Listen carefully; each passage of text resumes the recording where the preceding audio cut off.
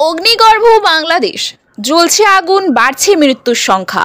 টানা এই পরিস্থিতিতে শেষ পর্যন্ত সোমবার পদত্যাগ করলেন প্রধানমন্ত্রী শেখ হাসিনা। পদত্যাগ করেই তিনি দেশ ছেড়েছেন।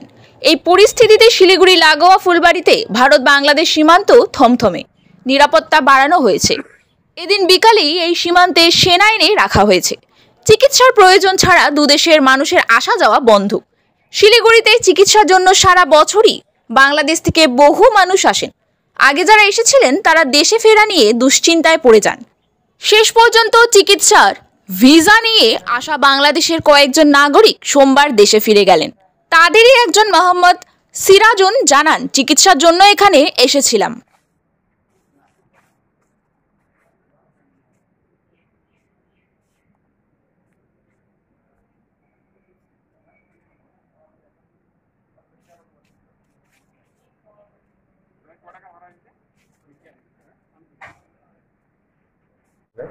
আমি চিকিৎসা শেষে হচ্ছে আমি গতকালকে শিলিগুড়িতে আসছি, আজকে ইনশাল্লাহ বাংলাদেশে যাচ্ছি। ও কোথায় বাংলাদেশে? বাংলাদেশে আমার বাড়ি হলো জয়পুরহাট।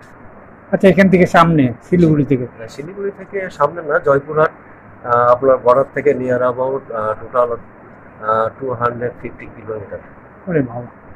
তো বাংলাদেশে জানেন তো শেখ হাসিনা চলে গেছে, মানে হ্যাঁ আমি শুনতেছি আর কি। আমি আসলে চিকিৎসা অবস্থায় ছিলাম, নিজে অসুস্থ ছিলাম।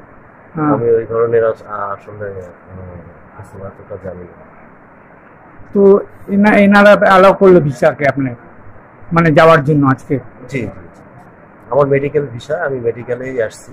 আচ্ছা, আমি প্রায় 15-20 দিন 15-16 দিন হয়ে গেল আর কি। আচ্ছা। আপনার নামটা স্যার? আমার নাম মোহাম্মদ সিরাজুল ইসলাম। এখন তো কেবল গেল, এখন পরিস্থিতি, পরের পরিস্থিতি কি হবে সেটা কেমনে বলবো। তো আপনারা কি মানে ভারতীয়? না না, আমার বাংলাদেশ। বাংলাদেশি সে মানে চিকিৎসার জন্য? চিকিৎসার জন্য, জি জি। সবাই না? আরো কথা, আগের কথা ছিল যেহেতু কার্ফিউ টার্ফিউ ছিল, আসতে পারতেছেন না, এই জন্য আর কি। তো এখন অ্যালাউ করছে আর কি? হ্যাঁ, অ্যালাউ করছে। আচ্ছা আচ্ছা, মানে চিকিৎসার জন্য এসছে। জি জি। তো আপনার নামটা? আমার নাম অভি। অভি, জি।